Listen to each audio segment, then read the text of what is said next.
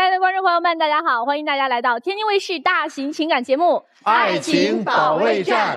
现在正在收看我们《爱情保卫战》的观众朋友们，大家可是有福气了啊！你们赶紧拿出手机，扫描屏幕上的二维码，添加我们的天视福利官，参与看电视抽大奖的这个活动。我们给大家精心准备了各种各样非常丰富精美的礼品，这个里面呢都承载着我们的心意和祝福，赶快行动，去赢取属于你们的甜蜜惊喜。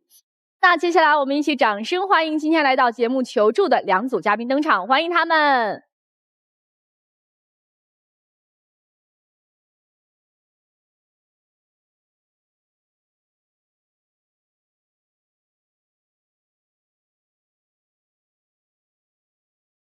本期第一对情感嘉宾，小何28岁，来自辽宁网管；小董24岁，来自山东待业。他们遇到了怎样的情感困惑呢？你参加节目的诉求是什么？我们在一起2年了，他嘴上说爱我，但却一直在欺骗我。我这么相信他，为什么他这么对我呀？他老是上纲上线，那我确实答应他的事没有做到，那我也是迫不得已啊。什么迫不得已？我看都是借口。他一天到晚给我画大饼，这饼我真的吃够了。哦，一个在画饼，一个吃够了，还有一个说你一直在骗我，但是那个人不承认。2年的恋爱怎么就谈成这样了？感觉这段恋爱当中好像全都是不满和抱怨啊。我们是2022年8月份认识的嘛。当时我是专升本考完试，就是去济南做了个兼职，是车展的那个安检工作，然后他是那里的督导嘛，他的长相是我喜欢的类型嘛，然后我就对他有一些好感。就是当时嘛，他是来我们这兼职，然后中午就是在我们休息室唱歌，我就看他也唱很好听啊，然后也是我就是喜欢的类型，我就通过同事加了他的联系方式。他加上我联系方式之后，就约我出去玩嘛，还给我介绍了就是下一次车展的兼职嘛。在那一次车展兼职的最后一天，他就给我表白了。当时我其实心里还挺高兴的嘛，但是就是有一个顾虑，因为他一直是在济南这边工作嘛，然后我马上就要去青岛上学了。我是第一次谈恋爱嘛，我也不希望一谈恋爱就异地了。我跟他说了之后，他拍着胸脯向我保证，就说绝对不会跟我异地恋的，就我去哪儿他就陪我去哪儿。那我当时确实是陪你去青岛了呀，我也没食言啊。你陪我去就待了1个星期，你就走了呀？当时我也没办法呀，你考那学校离青岛那么偏，那工作都不行，那我怎么待呀？那我都快没有钱了，我好说歹说跟你说，那我先回去吧，我先挣点钱，我再回来找你，不是吗？那我知道我学校附近没有什么好工作，我是不是也给你找了？我在学校的那餐饮店还有那个打印店不都给你问了吗？然后我把联系方式都给你了。我是不是给他打电话了？老板跟我说他们现在只要校内学生，不要我一个校外人员，我怎么去啊？我不都给你解释清楚了吗？那我周围我那个舍友们，他们的那个男朋友都是学校的学生，没课的时候还能陪他们出去玩，那我很孤单呀。他就是这个承诺他做不到，他为什么要答应我呢？那我后来不是第2学期又回青岛市里找你了吗？不是一直陪着你吗？现在都在青岛了，对吗？现在是在无锡。现在又去无锡了。对啊，就反正现在2个人异地这个事儿已经解决了，对吧？异地是解决了呀，但是他后面的事儿更糟糕，就是他之前有一个前女友，他说的跟他断的特别干净，就是把他联系方式什么的全删掉了。结果我当时在上学嘛，然后他说他在青岛市里找了个工作，我当时中午给他发信息，然后一直到下午他也没回我，然后我给他打电话他也不接，到了9点多的时候，突然我看他电话打过来了，我一接是个女的在说话，就说她是他的女朋友，在一起6年多了，说他俩之间还有一个孩子，而且他还说他现在在济南喝醉酒了，在他旁边睡着呢。那个孩子是我之前跟前女友养的一只小泰迪，养了好几年了，哪来的孩子？真行！哎呦，我的天！不是什么在旁边喝多了睡着了，这什么情况？那天中午放假，同事约我喝酒了，那喝一半，那我同事把我那个前女友给叫过来了。那你前女友她都来了，你还跟她喝酒呢？你怎么不找个理由走了呀。那当时不是我同事叫他过来的吗？那我能驳我同事的面子吗？来，我核实几个信息。第一，你和你前女友是相处了6年分的手吗？其实也没有6年，就3、4年，中间就是空了很长时间嘛。第二点，你前女友来这件事儿你提前知道吗？这个我真不知道，是我同事叫过来的。那你同事为什么要把你的前女友叫过来？你同事知道你现在有女朋友吗？就我跟他处对象的时候，就我同事是不知道的。然后但是，所以在你同事面前，你是隐瞒了你现在这个女朋友的存在，对吧？啊，对。所以你同事把你前女友叫过来，有何用意？当时他好像想再撮合我俩复合吧。重点来了，关键还有一点。怎么你喝多了，你现任女朋友打过来电话，你前任会拿起手机就接？是他前任打给现任的。对，我那个手机的问题是我中午喝多了，然后手机好像不知道是摔地下卡摔掉了，还是他给抠走了，我没在意。就是我喝完酒是直接让我同事给我叫个车回那个同事家睡觉去了。第二天早上起来，我看手机卡没有信号，卡没了。我立马不就去营业厅补办一张卡嘛，然后给他打回电话。我的天啊，你意思是说你前女友偷了你的卡，给你现女友打电话？这我不是说偷啊，我也不知道他是捡走了还是他抠出来的。所以呢，接下来这件事情你怎么去解释，怎么去面对你的女朋友呢？这是赤裸裸的挑衅呢。对呀，那他怎么能这么对我呢？你的前女友。我当时不跟你说了吗？我知道他给你打电话之后，我立马订了张回青岛的车票，我回去找你，不是回哄你去了吗？结果咱俩一到了车站，有一个女的就冲过来骂我是狐狸精。我是狐狸精吗？你觉得我是狐狸精吗？别动手啊！那我看他冲过来，我不是立马去制止他了吗？也就是说，你前女友一直在尾随你是吗？这个我不清楚。没有那么简单，你不清楚。我不相信一个分手了1、2年的人还能够冲到火车站骂你现任，还能打电话。对，而且那么巧，你藏着天大的秘密。我俩刚出来，他前女友就冲过来了，哪有这么巧的事？肯定是他告诉他前女友的呀。这事儿最后怎么解决的？最后我就是冲出去制服我前女友嘛，我说让他走，然后不是我俩去派出所调解去了，从派出所出来嘛，我就赶紧回去哄他。然后他还给我写了个保证书，我现在把这个保证书我都带在身边了。3条，然后第1条永远不跟前女友联系，第2条保证不会让前女友骚扰我，然后第3条是永远爱我。这3条有1条你现在实现了吗？怎么没做到？不都做到吗？有1条是你第1条就一直没有做到。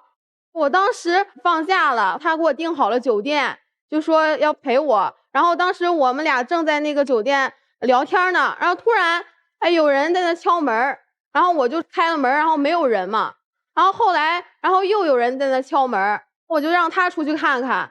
对呀，我当时不就出去看了一下，过了一会儿就回来了吗？你那是过了一会儿吗？你都过了半个多小时了才回来，我都看见你了，别装了，那就是你前女友，我都在那窗户那看着你俩了，还在那搂搂抱抱呢。你别瞎说啊，别瞎说，我当时就是拍了拍他后背。不是，等会你为什么要拍他后背啊？哎呦，姑娘呀，重点是他前女友为什么来酒店找他？为什么还在酒店？哎呦，我的天！他是怎么知道我们的那个酒店房间的呢？没，我就跟他住酒店那天，我发了个朋友圈，然后上面有定位。既然你说不再跟前女友联系，为啥没有直接删除？我当时我确实是删除了，我当着他面删的，但我发朋友圈嘛，那可能我其他朋友看见了，给他截的图。那我你其他朋友是哪些朋友会给他截图，还跟他联系呢？是不是你上次喝酒的那个朋友啊？你那同事还想撺掇着他跟你复合呢？既然你都拉黑删除了，为什么你的朋友还要把你到酒店的截屏发给你前女友？你的朋友在想什么？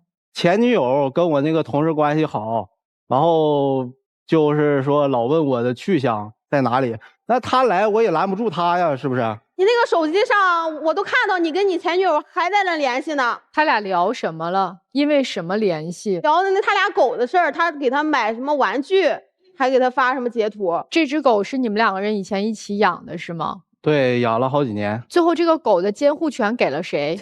给了前女友啊。给了前女友是吧？他说他虽然他那个记录上面写的是监护权给了前女友，关你什么事儿啊？我也养那么多年，我对他也那么有感情。你需要探视是吗？就是去看看他呀。去看看是吗？哦，所以因为要去看狗，就跟前女友有一定的链接，对吗？哎，老师们，我那次过生日，他本来说好了跟我就是吃大餐嘛，给我订好了一个餐厅，他让我先自己去。他到晚上才给我发消息说他不来了，我从中午等到晚上，那个餐厅他都打烊了。然后后来他才说是他那个狗，他的狗生病，他去看他那个狗了。不是，当时情况是这样，就是我前女友给我打电话跟我说小狗误吞东西了，说当时挺紧急的。结果我去宠物医院一看，其实是也就我前女友是给他打疫苗，没有他说那么严重。那我都想，你前女友这不就故意的吗？他知道是我生日，他就说他的狗生病了，实际上就是个打疫苗的事儿嘛，他自己去不了啊。你生日是哪天？你的电话号码是多少？他都知道。对呀，你说这不是你跟他说的，是谁？他能知道？我为什么要跟他讲这些呀？那他怎么知道的呢？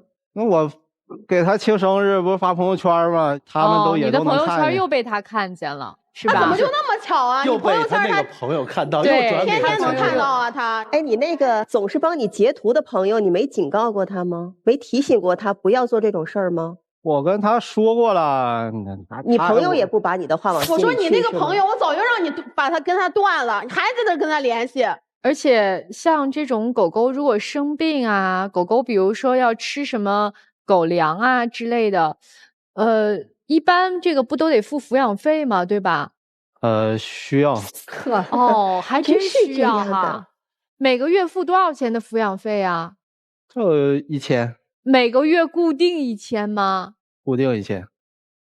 那每个月探视几次呢？一个月可能十几次吧，肯定有。一个月10几次，你别瞎说啊，顶多半个月一次。这个泰迪每个月的抚养费要1000块钱那么多啊？你是给狗还是给人啊？对呀，泰迪不大呀。是不大。你是不是偷偷说给狗的抚养费，实际上是给你前女友花钱的？那我就是给他转1000，那雨杰他自己花眼能怎么了？再说了，你还因为这个事儿把我卡了，你不知道吗？哎，不是你这前女友，你俩是为啥分手的？我俩听着过着多好呀，又有狗，又给钱的。我俩是因为那个父母那边不让。哦，不是你俩感情不好，父母给你们拆散了的呀？你俩是不是都准备奔着结婚去了呀？那时候小，不是太还没考虑那方面。你跟你前女友是彼此的初恋吗？是。你们刚才一上来说，现在你们就在无锡一起生活是吗？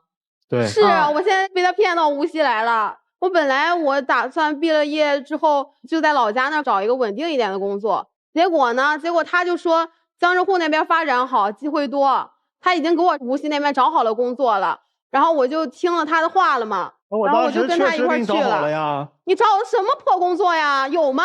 那项目黄了呀，那我怎么办？那我不是为了补救，我又给你找了好几份工作让你去看吗？你找的那几份工作是什么工作呀？那一个月就干不了几次，而且一点也不稳定啊。那个活多好啊，就陪人去旅游啊，给他们照个相就行了。我就是喜欢稳定一点的工作呀。我本科毕业又不找个5险1金的呀，比你说的那个强多了呀。所以现在你是勉强跟他在无锡待着是吗？对呀，我就想回老家了，他就一直拒绝我，他不让我回去啊。而且后来我才知道，他前女友也在这儿呢，也在无锡那儿呢。什么？哇！发现他前女友在无锡的时候，我就受不了，我就想回家了，我就不想跟他在一起了吗？小何，你是因为他在无锡，所以你跟到了无锡去吗？是吧？因为他当时把狗也带到无锡了嘛。那我把什么狗？所以你是为了追随你的狗儿子到了无锡是吗？人家离婚。你好深情啊！人家离了婚有孩子都没你这么扯不清，你一狗扯不清成这样。也就是说，你们两个人从开始交往到现在相处2年的过程当中，这个前女友就一直存在于你们两个人的世界当中，从来没有消失过，从来没有消失过。好，那这个事情大家就都清楚了啊。接下来在小片当中，你们两个人还说了一个很大的矛盾，就说画大饼这个事儿，你给人家画什么大饼了？他当时说的，我本科毕了业就马上娶我呀，我都毕业大半年了，他一句表示都没有。而且我想去见见叔叔阿姨啊，你一直就拒绝我呀。我当时不是跟你说了吗？咱俩在无锡生活，我每天上班，下班那房间乱什么样啊？那我下班回家连口热乎饭我都吃不上啊！那我不回来，我还得先做饭，再收拾家吗？那我要是把你这样式带到我家，那我妈不得生气啊？那我不是我家里的小公主啊！我从小到大我都没怎么做过家务，我去了那我就得伺候你吗？我爸妈还想见见你呢，然后我一直问你，你也不去啊？你不看咱俩现在这个生活状态，那咱俩有啥呀？一无所有。那我还不想有点经济基础，带点礼物去见你爸妈吗？那我现在这样，我去见算啥呀？小何，你要娶她吗？要。那你要娶你前女友吗？不娶。狗怎么办？狗不见了。你要嫁你面前的这个男生吗？我现在觉得他一点承诺都没有做到，我不太想嫁了。姑娘，你还喜欢这个男生吗？我喜欢他。你喜欢啥呀？他做饭挺好吃的，他每天都给我做饭，打扫家务也是他。他对前女友这么做吗？这个我不清楚。他现在还给前女友转1000块钱，那多情深意重啊！没有了，已经不转了，老师已经不转了。不转多久了？刚停2个月吧。所以嘛，分手了3年，还在履行着他曾经的承诺，是不是特感人？就是因为他一直跟他前女友有联系，这个事儿我真的受不了，所以我才想来这个节目。好，那接下来我们待会儿听听老师们给你们什么意见啊？就是前女友阴魂不散，到底是该走下去还是该分手？我们先问问今天一样来求助的丁先生和刘女士。我觉得女孩子吧，是一定要自己是有个好工作，自己自强自立，不要什么都靠着男方。你看那男孩子，我也听了哈，你说他跟那个女朋友藕断丝连的，哎，就因为一个狗，就借这个机会呢，还跟他联系，而且还给他打钱，那证明啥呢？证明他心里肯定还有他。那所以说呢，你说女孩吧，你就不要觉得老是离着他就活不了的样子，你知道不？你自己把自己就强大起来了，你自己找个好工作，自己好好生活，将来那优秀的小男孩不有都是吗？我觉得小男孩吧，还是比较年轻。年轻。哎，这要是你姑娘怎么办呀？要是我姑娘，我肯定不会让她在一起。那咱接下来听听老师们给什么样的意见。姑娘，我觉得先给你一个提示啊，就是你担心的东西，它就是存在的。上一段的那段感情，首先是初恋，谈了那么久，最后不是说这段感情破裂了，而是因为一些外来的阻力，不得已而中途放弃了。所以其实我们每个人心里啊，都有那种对于没有完成的事情是有一点执念的。这个执念是什么？我总想完成它，但是完成的方式不一样。他可能不会和那个女孩子结婚，但是藕断丝连这个情况是会存在的。因为是你的初恋嘛，我特别能够理解，你恨不得天天黏在一块儿啊，黏在一起的爱情肯定走不远的。如果你但凡想要长久的话，首先必须要各自独立。你现在放弃了你的独立，你相信了他的承诺，你不觉得你对他的那个承诺，你单方面投入的那个相信的动力是什么吗？其实你就想在一起，你到最后不管你怎么作，你总会心软，你总会退一步，你那个心软就是在纵容他，你在告诉他你的底线是可以不断的被突破的，你总能再忍他。为什么？因为你舍不得他。但凡在此刻碰着了一个很有底线的女孩的话，她都不会再有下一次。所以其实她今天这个样是你惯出来的，但是你是不是还要在这样的一段关系当中继续让自己就单纯的为了我想和你在一起黏在一起，而把你未来大好的人生都放下了，我不独立了，那你就只能像现在这个样子，你把现在自己弄得很像一个怨妇，你把自己的目光每天都锁定在他身上。只有当你真正独立的能力很好了的时候，你才会看到他反过头来珍惜你。所以如果真的为了这段关系长久考虑的话，你的独立是前提。姑娘，我想跟你说啊，你们3个人彼此吸引，是因为你们3个是同类人，你们都是优柔寡断的逃避者，你们逃避经营爱情的责任。我先说一下，姑娘，你千万记好了，如果接下来你要选择的是一个恋爱且结婚的对象，那你一定要看的是他的性格是不是我能接受的，他的处事风格，特别是恋爱关系当中遇到问题的解决能力，是不是能够让我感受到幸福的。如果这些他都做不到，你再爱一个人，你再喜欢一个人，你都要分开。你们两个但凡有一个人能够独立一点，说这段关系太乱了，我不要了，你们早分开了。怎么可能你才跟他谈恋爱3个月，这还是你的初恋，你都因为他的前女友打到你面前了，你还说好吧，我还要跟你在一起，我还相信你给我画大饼。因为你们太像了，像到你们把生活都要愿意一起搞乱，包括前女友也一样。所以我说这么多，我唯一希望姑娘你自己清醒，你要考虑的是，我未来要选一个能够让我内心踏实的爱人。那这个爱人具备的最大的一个能力是遇到问题不再逃避了，不再用狗来作为一个过去感情的一个联系者。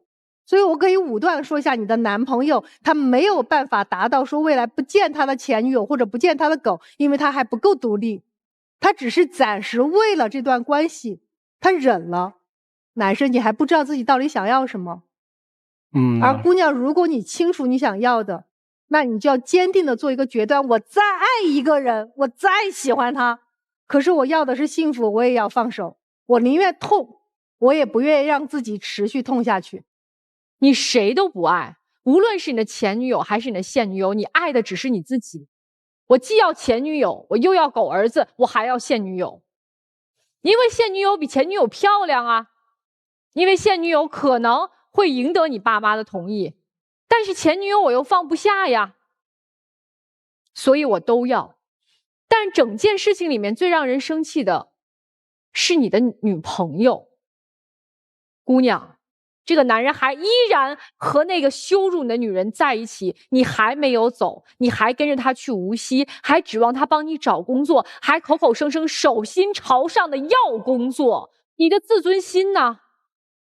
你曾经从专辛辛苦苦升本那个努力的样子呢？你把这些都撕得粉碎，什么都不要了。你也不喜欢他，你也不爱他，你爱的是在这样的斗争当中我能赢的那个感觉。你赢了谁？你赢了这个男人，不管怎么样，他是我的男朋友，我有这样的一个称呼。而你作为他的前女友，你只是他的前女友。我不管你们两个人有没有联系，我不管你们两个人是不是还会见面，我甚至都不管你是不是给他转账，我要的就是你还是我的。所以你爱他吗？你一点都不爱他。我觉得这就是一场闹剧，尽快结束吧，耽误了你们彼此的青春和时间，而且把自己最丑陋的样子展现在彼此面前，真的很可悲。哎，就像莎娜老师说的，你赢了他，他不是2个月没和前女友联系了吗？你算赢了哈，但你知道输了啥吗？输了你自己的人生啊，输了你自己的生活啊。你完全裹挟在这样一个刺激、一个闹剧的漩涡当中，你有过自我吗？其实你们俩之间相处的模式啊，非常简单。你知道他的逻辑是什么吗？不管是前女友还是你，他要的就是刺激，他喜欢看着女人为了我死去活来，打来打去，在火车站人越多越爽啊，看着2个女生争我抢我呀。他但凡爱你就不会让这样的事情出现，他但凡有一点情谊，想顾及一下前女友曾经的情分，他也不会让这样的事情发生。你知道一个人格健全的男人啊，应该怎么处理这个事情？我和前女友情感至深，家长不同意，我决然分手。好，情谊还在，但是他会放在心底。如果前女友真出什么天大的事儿，我会跟现女友说，我曾经有一个女朋友，她有事儿了，我们能不能帮她？我觉得这个还能凑合说得通。他是瞒着你去跟那边纠缠不清，刺激对方，让他为了现女友你发疯，你俩都是受害者。哎，这个男人值得吗？他心里是没有别人的。所以我建议你们赶紧分开，去找一个能让自己心平气和、彼此滋养的人去爱。我觉得你们俩这就是狗血剧。男生很累，一直在装。男生其实你把控不了这段感情的，就如同你把控不了上一段感情一样。如果没有一个干干净净的结束，你休想一个清清白白的开始。如果你真爱的是前任，请你对得起他。如果现任真的是爱你，请你自己有良心，你主动的躲开，不要欺骗。这个狗血剧是连续的，这边前任一定是钉子户，前任连续剧，现任一定是画饼，不停的去画饼维持现状。因为你的现任有2点特点：第一，你一直在自欺欺人，你真的不知道你现在面对的这个男朋友他是什么样的人吗？你真的在听到那个女人扑上来说你是一个狐狸精的时候，你心里那点自尊是什么样？你不知道真相吗？你知道，他的手段并不高明，是你在自己骗自己，这是最要命的。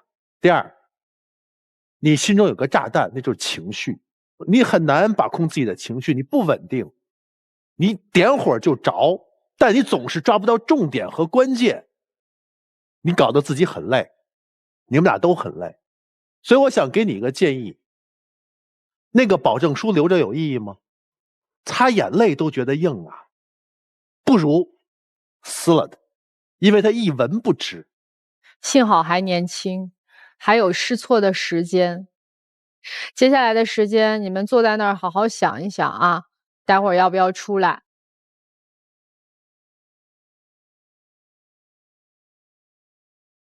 本期第2对情感嘉宾，丁先生60岁，来自辽宁退休；刘女士55岁，来自辽宁退休。他们遇到了怎样的感情问题呢？你参加节目的诉求是什么？我们现在退休了，却越来越过不到一块儿了。他一天到晚就知道往女人堆里扎，心里根本就没有我。他老是疑神疑鬼，我已经说了很多次了，不是他想的那样，但他就是不相信我，我能怎么办？他现在啊是处处跟我作对，我看这日子啊是过不下去了。他就喜欢鸡蛋里挑骨头，眼里看到的都是别人的问题，就一点看不到自己身上的毛病。我真的跟他沟通不了。这好像是很多退了休的夫妻都会出现一个问题，大家都说什么啊，过不到一块儿去了，过不到一块儿去。你们感觉总结了一个问题，就是沟通不了，过不到一块儿，是不是啊？对，是这样，对吧？那咱说说吧，这些退了休之后，怎么这变化这么大呢？现在我就觉得他啥呢？心里现在就根本就没有我了。他现在呢，就是不愿意跟我在一起玩，他就愿意出去跟别人在一起玩。我以前一直是陪他玩，就是陪他玩的时候吧，他老磨叽我，脾气暴，跟我大喊大叫，所以吧，有时候我就寻思出去躲一躲。你躲啥呀？你躲呀！你现在关键你跟他玩在一起，大部分都是女的呀。都玩啥项目啊？羽毛球了，羽毛球、乒乓球这些类都是女搭档是吗？不是，就是女的比较多一些。这个比例是什么样的一个比例呀？大概3-7吧。你跟着他一起去打球不就完了吗？对啊，他不跟我打呀。一会儿说，哎我不行啊，我胳膊疼了，我腿也疼了，我还以为他真的是这样呗。然后有一次呢，我去公园吧，他先去的，完我后去的。我就是离老远我就看见他哈，就在羽毛球场地和一个女的在那打的热火朝天的啊。他一会儿上去扣杀，一会儿就趴地下去捡球去了，那根本就看不着他，就是又胳膊疼腿疼的样子。那个女的吧，打球特别专业，我愿意跟她玩，打有来有回的。哦。其实我觉得一起运动这事儿倒是没啥，反正都在公园大庭广众之下的。而且的确，我觉得打球有来有回舒服。对，那你说你是慢慢带着我一点点，我不也练，我不也熟练了吗？水平不也上来了吗？我觉得重点不在这儿，是有很多人吧，他们是借着运动这样的一个名号，哎，运动完了，哎，搞个什么小团建呀，哎呀，什么之类的，对吧？对，他就这么回事，所以我才生气呢。啊，你说从那之后不久哈，他们就把他们那在一起呢组织了一个群，而且呢，他不让我去加入去，说什么呢？里边都不让家属加入。他呢完事呢，30多个人，就将近能有1多半都是女的。然后呢，他们就借此机会哈，隔三差五的就去聚会去。公园里本来就是女的多，男的少。那您太太也在公园里锻炼，为啥群里她不能加进去呢？我爱人吧，身体不太好，就是运动量特别大的，她参加不了。我怕她累。你像我们的运动，轮滑、登山，她根本就去不了。我就寻思让他做一做乒乓球运动，轻微的不挺好吗？我是为他着想。不是，就加个群，把他一起拉到群里面，大家都是年纪相仿的，都退了休了，那凭什么你的家属不能加入呢？他就怕就是夫妻去了，他们就是聊天不方便呗。你这微信里，你说你们男女在一起聊，你要真要聊一些就锻炼身体的内容，你说我那可以接受。哎，他们在一起聊啥呢？让我看到了，说的，哎，这个男的和这个女的在一起生气了，这两个女的在一起因为谁又吃醋了。他们那些人老八卦，我从来都不参加。您没有发现他跟谁有私聊的情况哈？暂时我倒是没发现。他就是多心，只有个男的也打球，那他咋不说呢？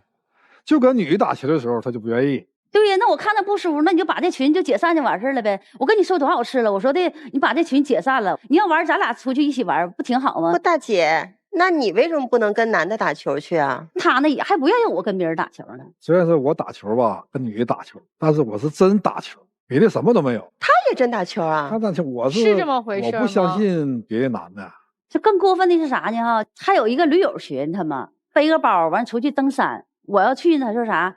说那太辛苦了，那登山，你说你的体力也跟不上趟呗。我还以为里面那都是男同志呗，后来被我发现啥呢？那里头还有女的。更可气的是什么呢？哈，还是哎这边有2个女的，这边就2个男的，这边3个男就3个女的，他们是配对去的。你说你这气人不气人？你说他不是，他说呀。那次吧是个特殊例外，本来确定是3男7女，然后呢那几个女的呢家里有事儿了就来不了了，那都定好了就去呗。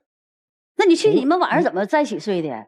那3男在一个帐篷，3女在一个帐篷，而且那有宾馆吧，他们不去住去。就住在那帐篷里，说是为了什么体验那大自然的风景。主要是他去之前没跟你说是3男3女。对，就这个事儿，我就是特别生气。他要告诉你这3男3女，你还让去吗？我不可能让他去啊。那如果3男7女，你让他去吗？哎，那可以。你要如果一群人去，那我可以理解。你就这么配对儿去的，那我肯定是生气。您是怎么知道的呢？那后来他就说走嘴了，他跟我说的，这是这件事儿哈。那还有呢。他那朋友吧，朋友家里那老人走了，他们去参加葬礼，就去帮忙去。那我也可以理解，这是人之常情的事儿嘛，对吧？那你说帮忙完事儿以后，你就回来得了呗。他们呢，男的女的凑在一起，又去喝酒去了。朋友都是多少年没见了，然后聚会一下子，喝酒，唱歌，很正常，不是他想那样事儿。他就以为什么呢？你跟他们谁谁谁有联系，跟谁谁谁有关系。我这喝多了，你就是狡辩。喝多了，偷偷看我手机，手机上有啥呀？他那天喝了醉醺醺的回来以后，他就倒在沙发上睡着了。他那手机在旁边就不停的在响哈，我就是顺手拿起来看一眼。哎，那里头有同学拍到他和那个有个女的在一起，就搂在一起就跳舞的视频，而且特别亲密，那脸呢几乎都亲到一起去了。那个有一个女的吧是单身，然后那天她喝多了，可能心情不好呗。跳舞的时候吧，就可能近了一点，我那一直推他，你没看着吗？他跟谁都是那样的，不是说单独跟我。他心情不好，大家都理解他。那我心情不好理解呀？那我心情不好，你理解我了吗？不是，我心情好就贴脸跳舞，这你们还能理解？他总贴了我也推开他了。而且呢，我看那里那女的长得哈，你说要比我年轻，比我好看也行。我看那长得那比我还磕碜呢。你看真的比我还磕碜，这说重点了吧？岁数比你大，还比你年轻，你有啥吃醋的呀？不光是这些方面事儿，就是生活当中也是。现在自从退休以后，也是跟我俩就处处作对，看着我哪儿都不好，也是。咋不满意了？对你？你比如说吧，就是咱俩，你说这出去逛街吧，你说本来就是挺开心的事儿，你说逛街一天多累呀？你说我寻思咱俩找个干净的小饭店吃点饭，回家得了呗。他呢就不，哎，非得要回家吃，说什么外边的不干净不卫生。怎么回事呢？哈，我在跟他相恋一直到退休之前吧，他没退休，家务活我全承包啊，什么活我干，拖地呀，什么刷碗的，做饭做菜全我干。我因为啥呢？我60岁我退休了，是不是也该享受一下子？你说那回到家以后哈，他就跑那沙发旁边就刷手机去了。那饭呢菜人都是我做，我做完了以后我就喊他过来吃饭来，他装傻搁那种推三阻四的不过来。就因为他磨叽，吃饭的时候我不愿跟他在一起吃。这么多年不就是这样吗？我以前他不这样，从相恋一直到他退休之前，他不这样的。所以以前你也不这样啊。我出门将近半个多月，他一个电话都不打。现在可倒好，他退休以后，哎呀，觉得特黏你是吧？哎呀，看着我都闹心了，压力老大了。我为啥看着你？因为你对我的态度不好。你就说刚才说吃饭的事儿，我左喊他右喊他不来，上来说这饭呢菜怎么都凉了呢？这不找事儿吗？你说。所以现在饭都是您做吗？基本都是我做。那家务活呢？那家务活我那个退休之前呢，大部分都是他干。所以退休前是不是你被宠成了小公主？哄了30多年，要不然能这么年轻吗？所以现在退了休之后的家务活，你承担起来了吗？基本上都是我在干。你说是退休了，咱说的话，原来是你干，但是你也不能说所有的家务活你都给我吧，他成了甩手先生了。你比如说你要让他去洗衣服啥的哈，全程在敷衍你，把衣服给你泡在盆里头，然后呢，你等我第二天一看呢，还在那盆里呢。可拉倒吧，泡盆里是为了什么呢？晚上好洗。那好洗你洗了吗？这又不还是我洗的吗？那有时候忘了嘛，岁数大了。那刷碗也是啊，刷碗也是给你泡，就主打一个各种泡。哎，就是你知道不？这事儿就给我特别生气，各种泡到最后啥呢？不了了之，不还是我去洗的吗？有一次呢，我发烧了，我说的你就别出去玩了，别跟他们聚会了，我说你在家你陪陪我，给我做点饭，端点水。他非得要出去，坚决就非得要出去。那回出去是怎么回事呢？他感冒了吧？平常我没当回事那天我一瞅那样不像感冒样。完这边我群主让我去，我要是不去的话，是不是有点太扫兴了？你去了，这家伙不行了，回来3天没理我，头一天骂我，骂了1天，你说我能不闹心吗？这所以他给我造成压力特别大。出去玩也是为了什么呢？俺俩都互相都躲一躲。咱俩现在你看吃不到一起去吧，玩不到一起去，而且睡觉也睡不到一起去。你说我这年龄段吧，可能是有点更年期，睡眠质量非常不好。我就到那个点儿啊，如果我要睡不着的话，我再过这个点儿，我肯定是睡不着觉了。你就到晚上的时候呢，你说我要是11点喊睡觉，他搁那边喊饿；我12点喊睡觉，他也在喊饿。晚上睡觉之前靠在床上舒服，吃点小食品，这样能睡着。时困嘛。大家都明白。那你吃那些东西什么东西？你吃点软的东西也行。他专门吃那些就小饼干，可脆的东西。而且哈，哎呀，我在旁边躺着，他呢就吃那塑料，就这么声音，我跟他眯着。完，然后以后那床上吃的哈，全都是渣子。他扑了以后哈，吃饱喝足了，呼呼睡觉，我还能睡着吗？我就瞪着眼睛一直到天亮。而且现在啥？你看我睡不好觉吧，这血压就升高了。现在天天就在吃药，现在就没办法，就是我在觉得他发出噪音。我就跑另一个屋去睡去。你要是跑那另一个屋说，他又说啥了？咱们俩才这么大年龄就开始分居了，你看他说的话气不气人？本来就是的嘛，老师们也能看出来，我一直喜欢他，心里一直是喜欢他。你现在光是嘴上在说还心疼我啥，在行动上他根本就没表现出来。一直关心你，你关心我，你只看到我的缺点毛病，就看不到我的好处。那这样，您说说。您这个从退休了之后，你喜欢他、关心他，你就说2件事儿。你比如他一感冒发烧啥的吧，我也陪着他，哄他，就是床前床后的，给他煮那个姜汤啊，煮了点什么好吃的东西。第2件就是，睡觉的时候早上醒了嘛，醒了以后我老是安抚他嘛，亲一下额头来。说这话有点不好意思啊。就哄哄他，对吧？对，亲亲抱抱，举不动高高了。不，可是他刚刚说他更年期，在他更年期的时候，您怎么照顾他的？现在我也想通了，躲也躲不了，你躲着他还是伤心骂你。你像别人你躺床看手机，喊2声没听着。那你说那你哑巴了？喊的我为啥那么喊呢？那是因为我喊你，你不回应我，我才这么喊呢。哎，你俩一起出去玩呗。就别在这个自己生活的城市出去玩玩多好啊！玩玩可能换个地方就好了。你说对的，我寻思啊，买个车出去玩去呗哈，都退休了。有一次我们俩去三亚，你都不知道他有多任性啊！玩着玩着呢，走散了之后呢，想给你打个电话呗，不打，就得我打呗。我一个电话接一个电话打，不接，我就来回跑了1个多小时啊，给找着了。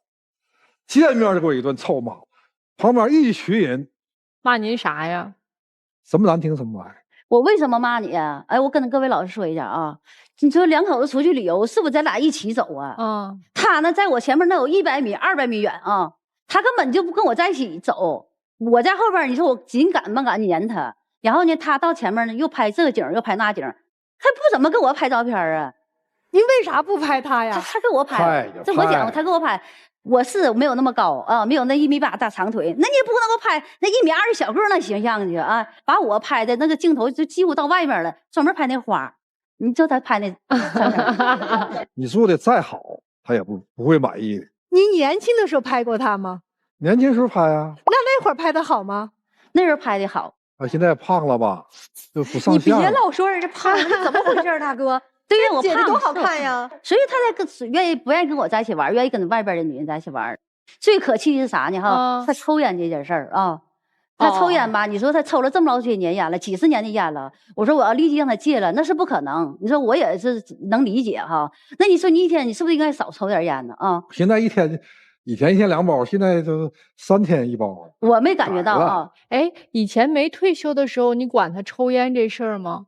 以前的年轻的时候，那是什么？那是淡淡的那个烟草味道。现在是啥呢？浑身都是臭味儿，那烟臭味儿，那我能受得了吗？你说，我说你就一天，我说你少抽点儿，早晨阳台抽1根烟，饭前饭后1根烟，而且睡觉之前还1根烟。这些烟不说哈，我说的是啰嗦了，时间长了，你嫌我磨叽啊，他就上到楼下以后哈。他一气儿抽2根，当着你面抽不对，躲着你面抽还不对，那咋办呢？他躲着我面抽，他一气儿续好几根烟呢。那旁边那邻居都看到我，告诉我了。那别的女人从来不这么说。那不行，那抽烟呢？我觉得抽烟的对他身体肯定是不好。那别的女人从来不管这些。对，那是老对呀，所以他说外边所以人家外边女的人跟玩的一起开心呀。对，所以他跟我现在玩不到一起去。所以今儿主要是刘女士想来的是吧？对，是来了以后就让我们一起修理她。修理他，如果一旦修理狠了，就给你俩搅和散了，行吗？那不行，咱换个人行吗？那不行，换个那个浑身是香水味儿的，没有臭味儿的，然后换一个就把您还当公主的，然后换一个不跟其他那个女士有任何接触的，就眼里全是你的，怎么样？那不行，因为啥？他这方面毛病吧是有，但是就是原则上的那个问题吧，我没发现。所以说，我觉得还是说的就是让你们就是。他就怎么样听进别人的意见，让各位老师就是针对这方面吧，就好好说他一样，就别往散了搅和，人还得要呢，这老伴儿啊。行，我们领会到您的意思了。好嘞，我们待会儿尽力而为啊。来，咱们先问一下小何和小董，要是你们爸妈的话，这咋办？咋劝劝呀？我觉得，叔叔应该跟那个异性保持点距离吧，就是多陪陪阿姨吧，就是多关心关心她。小何呢？那我肯定跟阿姨说，那个能看出来叔叔很爱你，但是吧，阿姨你跟叔叔说话语气带刺儿太多了，你越带刺儿，叔叔越容易叛逆。希望就是你把跟叔叔说的语气再温柔一些，然后把他拽回来。这就当你们的孩子们跟你们说的话啊。那接下来我们听听老师们有什么样的建议。大哥大姐，我觉得就是你们俩今天在台上这个表现啊，最简单的办法就是以其人之道还治其人之身。但这事儿呢，你们俩还不能这么干，因为呢，你们现在有一个特殊的地方，就是现在你应该正在更年期。刚才我们一直集中在说你可能会血压不太好啊，睡眠不太好啊，觉得是生理指标上的一些表现。但其实更年期在情绪上，比如说猜忌呀、多疑呀、焦虑呀、暴躁啊，这都是更年期的表现。退休其实会让人有一点点空巢感，他其实是很想和更多的人有一点深度的连接的，但是他和你有连接呢，你们俩现在对不上，你有情绪，所以他就到人群当中去寻找那些志同道合的人，交朋友啊，组织群啊。他之所以不把你带到那个群里，其实就是害怕你的比如说猜忌啊，或者说你的愤怒啊，一定会对你的生活产生更多的影响。就我觉得大姐你感情太专一了，我说你的那个专一就专一在，因为我留意到在整个的这个讲述里，你单独出去找你朋友玩的时候，你有自己的那几个很好的同学一起平时相处吗？现在很少，现在家里吧就是亲人特别少。朋友呢？朋友呢？现在我就是不在那个本地住了，就上外地住，都上外地去。对，所以说这根本就不怎么联系了。只有你表现出自己真正需要的这种东西的时候，你才会掉眼泪。因为他现在没有可以依靠的人了，没有可以共同去欢乐或者共同去发牢骚的这样的人了，他又恰巧处在这样的一个阶段，他只有你，所以你再把你所有的社交都屏蔽了，所有地方都不让他参与，那你说你再怎么不惹他，他已经被你孤立在你的生活之外了。所以更年期这个特殊的阶段，你应该做到的其实就是陪伴，敞开式的陪伴。一定要过这个特殊的阶段，后面才会越来越好，不然从现在开始就是滑梯的最顶端，开始一路往下走。你们两个都老了，我觉得老到你们都开始嫌弃对方，嫌弃自己，因为你们两个都接受不了我老了。可是你们有没有想过，你们在不断的找证明自己没有老，但是对于我们所有人来讲，衰老就是我们必须要接受的一个过程。如果我们接受不了，我们就会很难受，难受到我们没有办法跟另一半相处，也没有办法跟自己相处。就大哥，我先说你吧，球场满地跑未必真魅力，你满山跑找存在感，因为你觉得自己的生命价值到了这个衰退期，所以你就想在这些异性的姐姐们也好，妹妹们也好，阿姨们也好，在他们身上找一找你退休过后真正的一些意义。但是这些意义你永远找不到，因为都是空的，跟老伴儿在一块儿还踏实一点。所以其实你想找的东西，外面永远找不着的。大姐也是一样的，更年期谁都有，更年期就是不好受，但是如果你更年期越不接受自己，我怎么开始老了呢？我身体为什么发福了呢？你接受不了，你更年期身体内分泌紊乱导致了所有身体的变化，大哥说你一句话，你就觉得跟扎针一样难受了。以前大哥肯定说你哟，你看你又长了2斤肉，你会觉得咋了？我又长肉咋了？年轻的时候你不会觉得有任何问题，但是现在他说一句话，你就觉得你嫌弃我，你觉得我老了，你觉得我不好看了。所以真的是因为他那句话刺到你吗？不一定，可能就是你自己接受不了吗？所以我觉得你们两个现在最大的问题在哪儿呢？你们不接受老，我们就会被老所打败了。所以接受自己就是有变化，且接受对方也是有变化的时候，然后去欣赏变化的对方，才是你们真正把你们接下来的生活过好的一个根本。如果你们接受不了，你们就被生活彻底打败了。其实说实话，我满眼都是羡慕，真的。对，55、60到这个年纪，然后你的老公还能当着我的天呐，这节目播1万观众看啊，这么多人面说我还喜欢他，多少人这几个字儿他说不出口啊。然后也说一直把您当公主宠，现在为什么？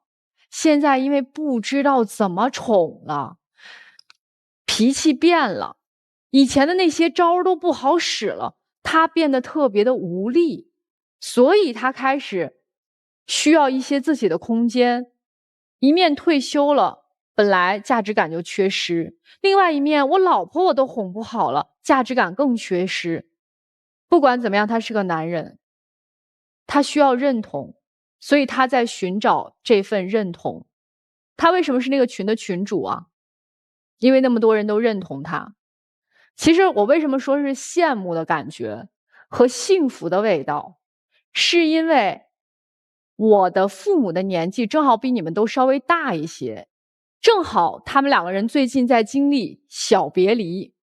我妈最近因为我姨姨生病了，在北京全程照顾我姨姨，他们大概到现在为止已经分开了有1个月的时间。我每天看着我爸一天4、5个视频电话打，虽然打过来电话俩人手机一搁那儿谁也不说啥，然后可能就是问问我怎么样，我姨怎么样什么，但是就那么打着。我说你俩不嫌浪费手机电吗？我爸每天都在问我妈，你什么时候回来，什么时候回来。我妈烦都烦死了，虽然每天都在骂着我爸，你看看我一走饭也不做了啊，这个衣服也不洗了，自己都照顾不了自己，但是我能感受到的是2个人对彼此深深的惦念。所以我觉得你俩可以试试，找一个理由分开一段时间，再见面的时候什么烟味儿啊，什么臭味儿啊都没有了。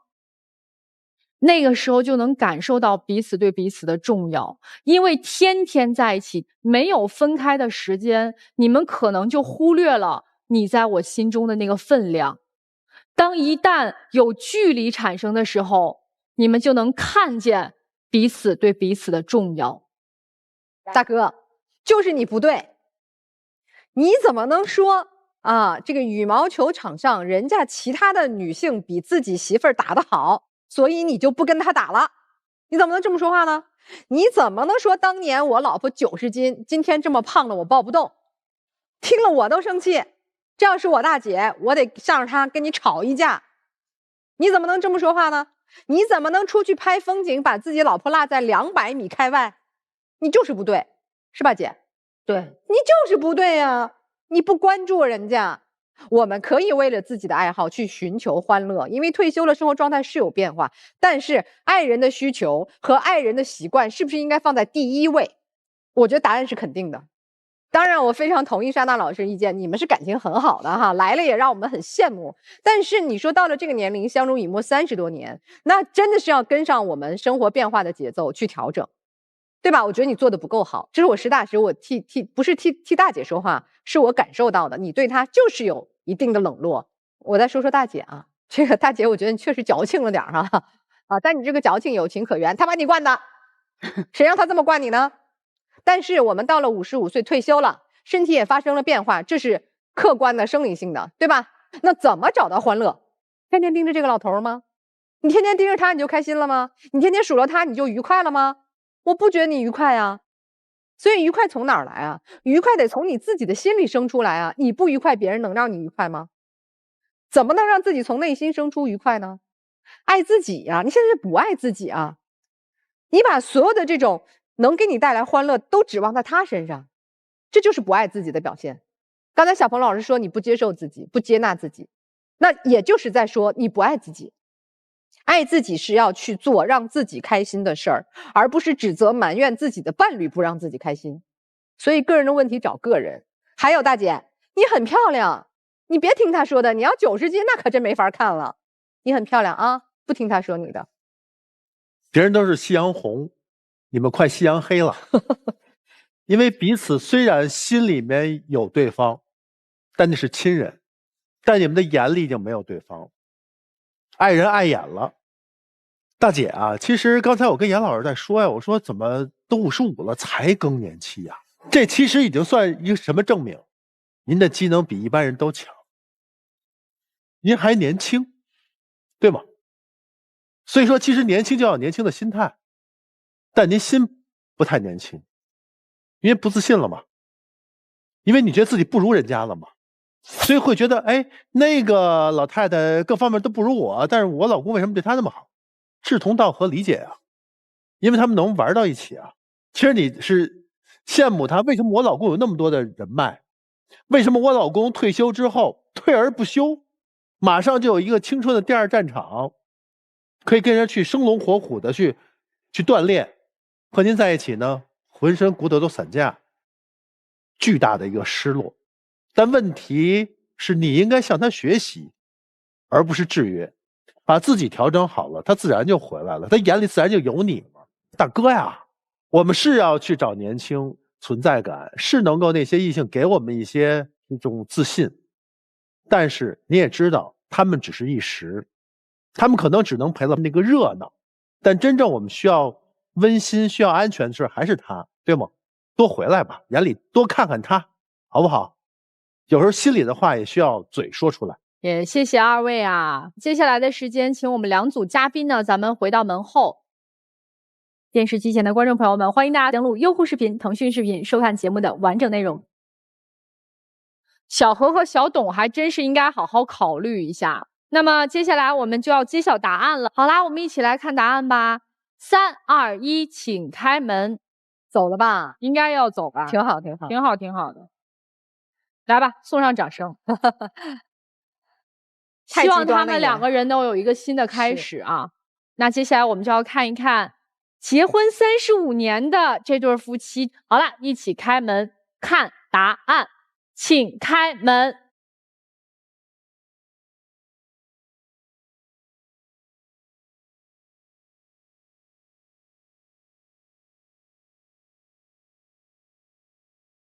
我今天来的，就是体会很大。尤其是几位老师对我提的意见啊。我回去一定改。群也删了，让人回去肯定要记着。其实大哥呀，我不建议您删那个群，您是群主删了那些人怎么办？你应该把大姐拉到那个群里一起玩嘛，一起享受快乐。对不对？你要删了才说明有问题的。好啦，美好发生怎能不看？下面呢，让我们一起进入中国广电真情时刻。有这个拥抱就有温度的。哎呦，慢点儿！哎呦，哇，这身体锻炼的是挺好啊。老婆美吗？老美了。胖吗？不胖。这真是宠成小公主。哎呀，真好！祝你们幸福啊！谢谢你们。这大姐可真幸福啊，被宠一辈子，真不像55的，对，一辈子的小公主啊，真的是，即使步入漫长的婚姻，爱情依然存在。好了，这就是我们这一期的爱情保卫战，我们下期再见。